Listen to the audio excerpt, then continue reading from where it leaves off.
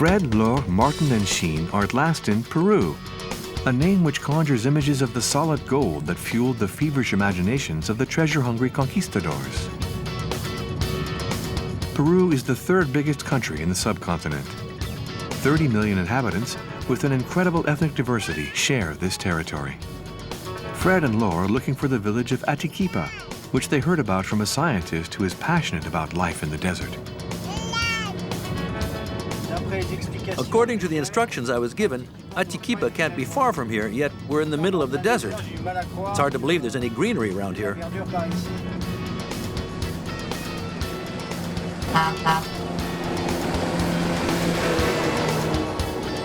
Arequipa is a verdant island in the middle of several thousand kilometers of desert. Sadly, over the centuries, this oasis has suffered a great deal. Whether due to deforestation or overgrazing, exploitation by mankind resulted in a drastic reduction of its area. To stop the place definitively reverting to desert, they had to find a way to reverse this movement. The mist catchers of Arequipa have today become a model of their kind. The inquisitive and friendly locals invite Fred and Laure to park their truck in the village square.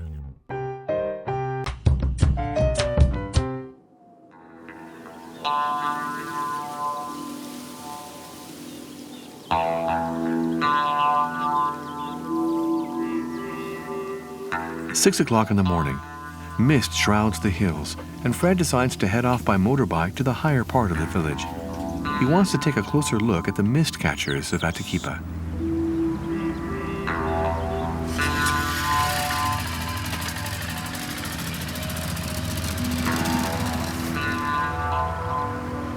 Mist is made up of fine water droplets, which are so light that they don't fall to the ground, unlike raindrops.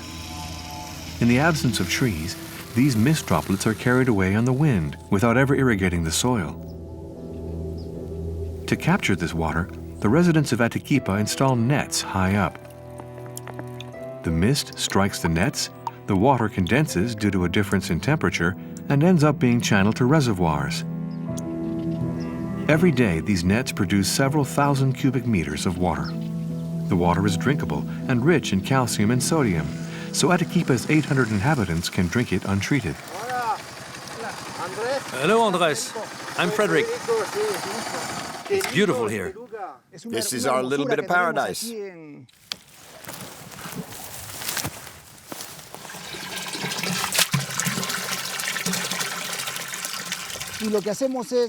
We village residents, every morning we come to water the trees planted all over the hill here. Here we have beaten the world record for water capture. Thanks to the Atrapa Nieblas, we managed to capture 250 liters of water per square meter per day. Why do people water the plants and not use an automatic drip feed system? We could have installed an automatic irrigation system, but we chose to make the inhabitants responsible.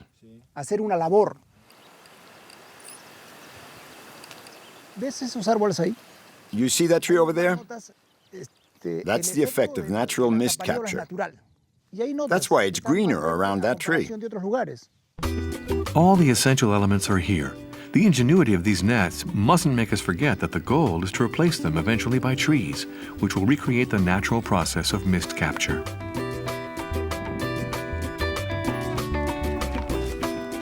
Back in the valley, Laure and the children have been invited to visit a farm.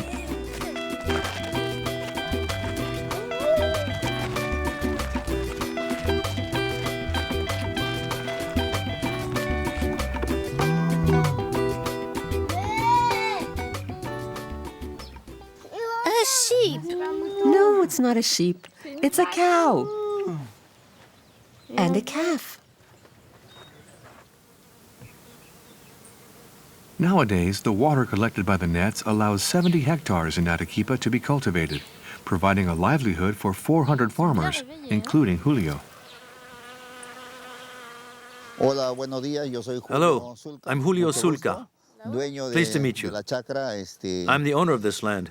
If you're interested, I'll show you everything to be found here. Olive trees, apricot trees, loquats, And also corn and lots of other things. Here we have an apricot tree. It's in full blossom. In the year, it will produce around 25 kilos of apricots.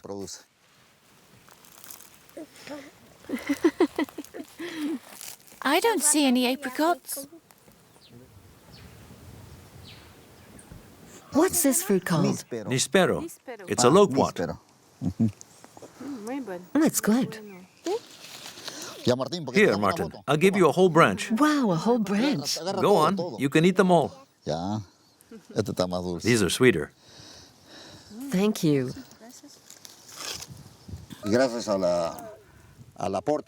Thanks to the mist, we can remain here in Arequipa.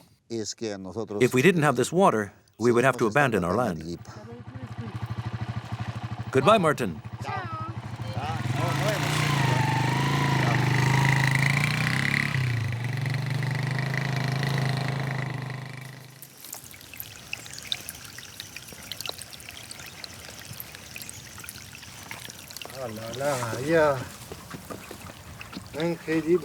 Incredible. There's water. Bien, Federico. Quiero mostrarte You see, Fred, los resultados this is the result of natural de los mist atrapaníveis catchers. naturales. Y esta agua We use this water for agriculture, but we can also drink it pero directly. también sirve para beber. Salud. Here's salud, to your health. Salud, salud. I won't get ill, will I? It's pretty good. Cheers. Scientists estimate that the current changes in climate will lead to an increase in coastal fog. In future, it wouldn't be surprising to see mist-catching nets all around the planet.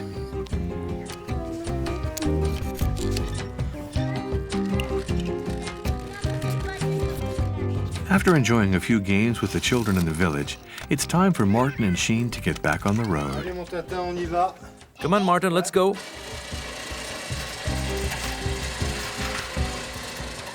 That's it then. We're leaving this charming village. The people were really very, very friendly. Come along, Shinu. Let's pack up.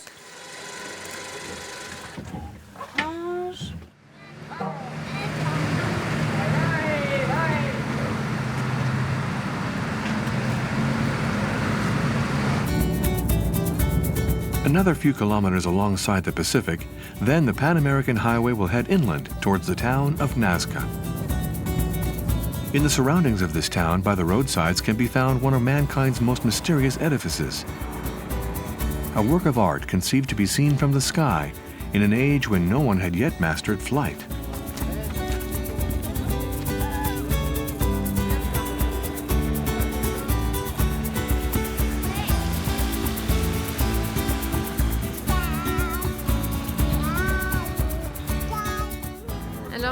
The lines are very far away and you can hardly see them. But since they're very nice here, they've made a little one just in front of us. A little drawing which is a tree or a hand. Apparently there are both. Monkey, hummingbird, condor, dog, spider, killer whale. Some 350 drawings were etched into this desert around 1,500 years ago. Discovered by chance in 1926, these geoglyphs have never been fully explained. We saw the tree and the hands. Fred and Laure carry on along their way north towards Lima. Lima is the capital of Peru. With an agglomeration of around 8 million inhabitants, it's the 5th largest city in Latin America.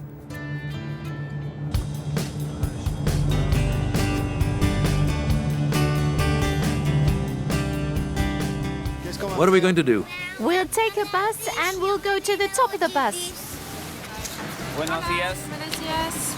19 y 20. So, Martin, Where are we going?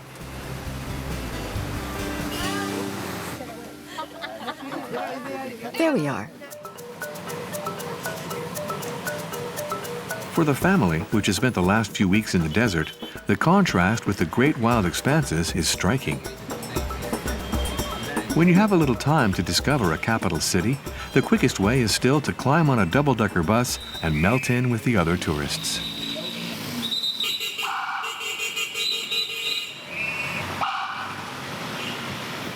Although most of the splendid colonial palaces were entirely flattened in a violent earthquake in the 18th century, the center of Lima has preserved the old-fashioned charm of the former capitals of the Spanish Empire.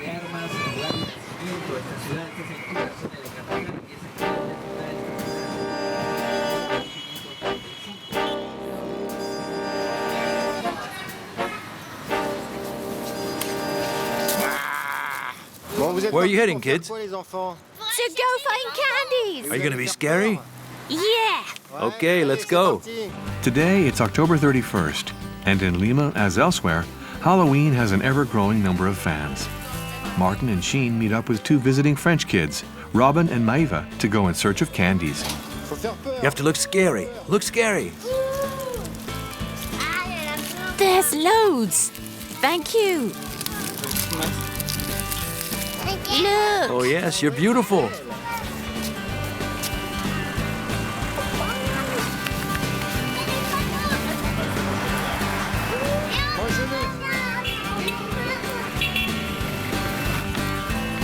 Hola, ¿qué tal?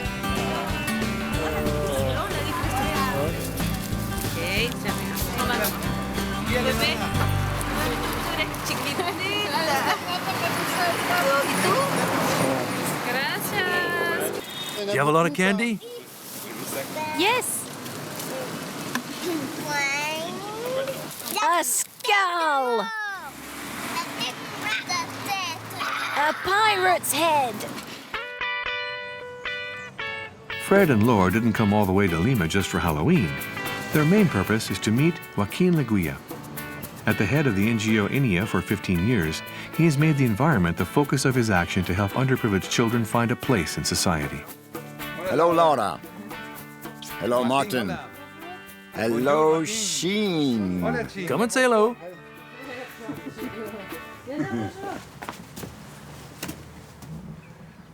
Today, everyone is aware of our planet's climatic and environmental problems. There are quite a few things we can do to improve the situation. But if there's one thing that we mustn't forget to do, it's to nurture the love that children have for nature.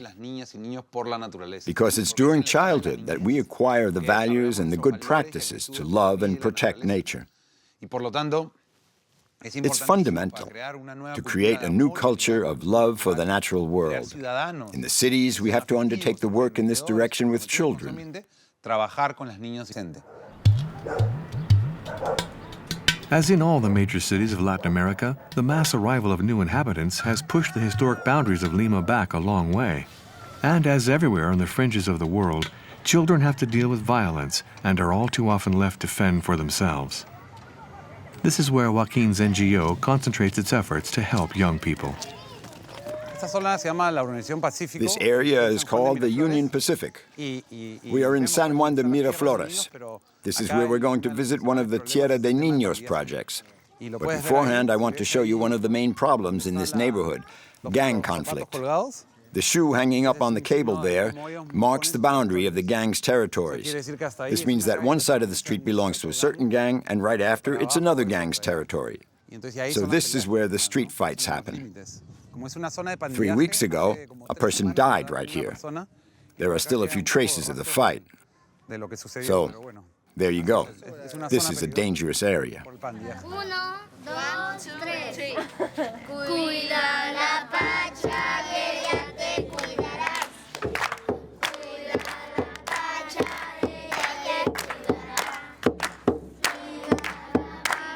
The principle of the Tierra de Niños program, or Children's Earth, is that adults entrust each child with a patch of land that he or she can manage as they see fit.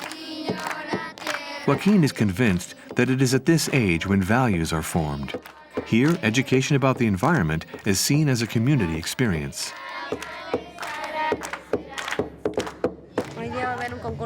Today there's a competition for kids' gardens, but I think we're all winners because all the gardens are gorgeous. Wow, that's great. Was that done by grown-ups? This couple didn't have any children, so they wanted to give this corner of their land, where there was nothing, to the neighborhood children. And look how nice it is. If we compare it with the other side of the street, it's incredible. See how it was before? Bueno, cuéntanos. A ver.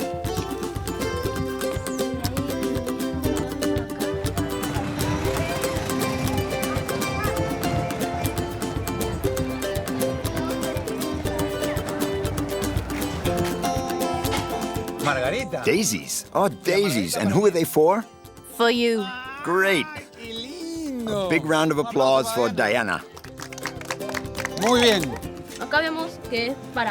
In this part, these plants are mine. I like cucumbers, so I put some in. And I've also got some sunflowers. Here you see there's nothing anymore. Because there was lettuce, but You've eaten it, right?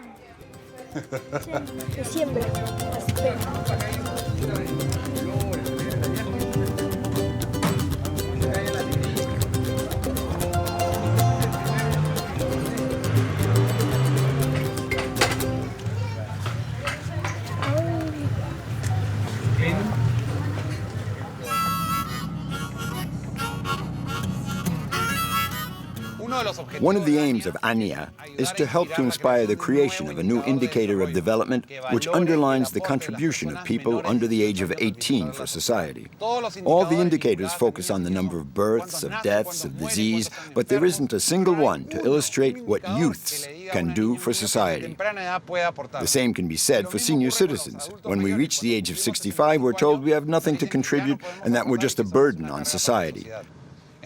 So one of ANIA's main objectives is to create this new indicator which will be known as environmentally active population.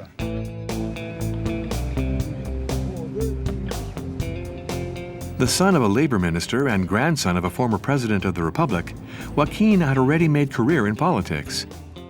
But his childhood spent in the Amazon rainforest convinced him that the only really important issue is the protection of our environment. Today, he's called on to support new projects, like here in Santa Cruz.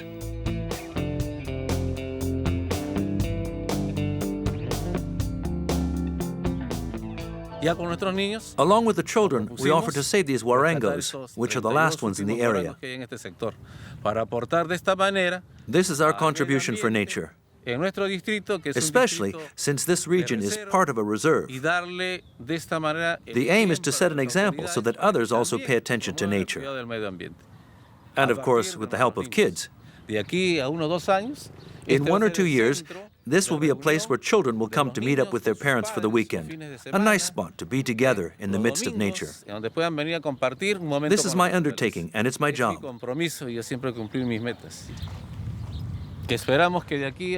We hope to save these trees in 3 months, because as you can see, the situation today is serious, very serious. We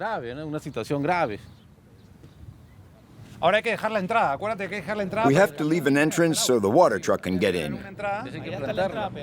Now let's go and negotiate the water problem with the municipality. We'll talk about it later.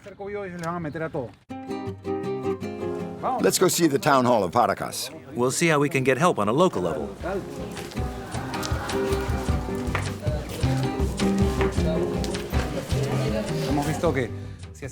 We know that if we do things alone, he was alone, and with us it's already possible. But if we can count on the municipality, we'll be more effective. So if you will allow me, I'll present the project in 5 minutes, no more. The floor will be my desk. So here's the entrance by the main street. Just here, there's a small forest. But at the moment, it's extremely sad. When I saw that, I thought, we have to do something. This is a great opportunity to make the most of this space. It's the gateway to the village. We can do something wonderful. With his vision and that of his students, what do you call it again? The magic forest of Santa Cruz. Okay, we're in agreement. The town council is going to study the possibility of helping you. That's what we are here for. The door is open.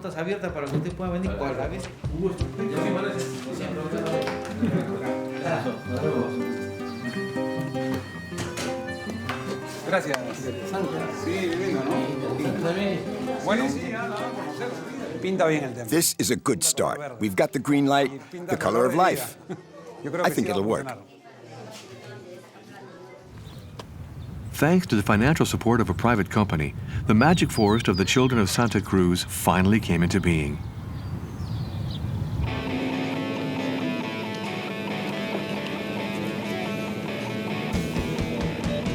Fred and Laure are back on the road, heading south. They can't leave Peru without making a detour to Machu Picchu. And to get there, the road snakes through the Andes, climbing all the time. We're heading for Cusco at 3,500 meters above sea level, so there are nice bends on the way, as the GPS shows. Before reaching Cusco, the capital of the ancient Inca Empire, they have to go over a pass at more than 4,500 meters. And at this time of year, it's not unusual to find snow there.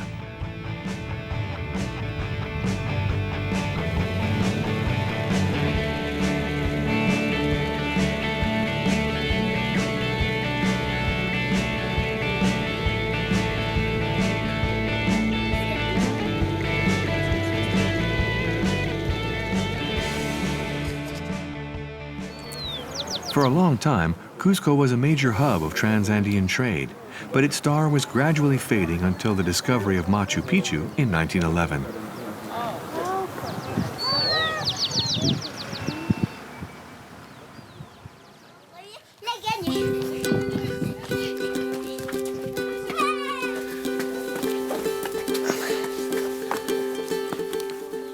Is it hard?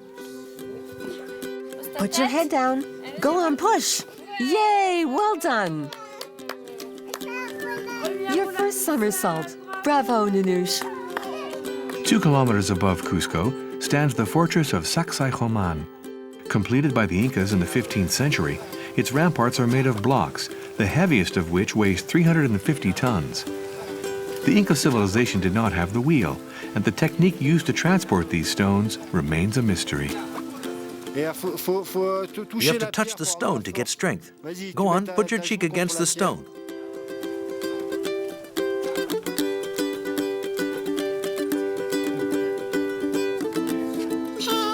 Does it work?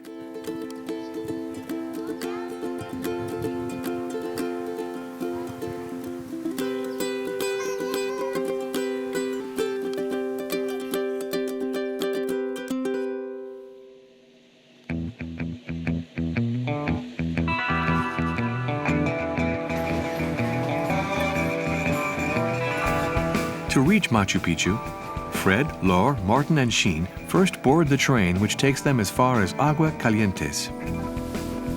This village, which is not accessible by road, is the only departure point to reach the ruins of the Inca city.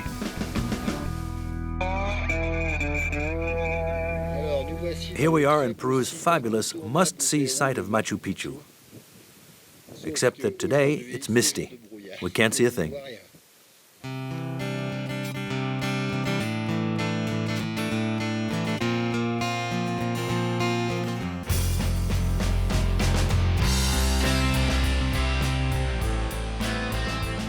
Machu Picchu is often shrouded in mist because it's located on the eastern side of the Andes, the side of Peruvian Amazonia where it is often hot and wet. In the absence of any written records, we don't know much of the history of Machu Picchu, except that it must have been the most amazing urban construction in the Inca Empire. What fascinates archaeologists is the way the city is perfectly integrated into its natural environment. For future generations, we have to hope that the people of today manage to follow this example and to preserve this heritage. It's all steps here. It's full of steps everywhere.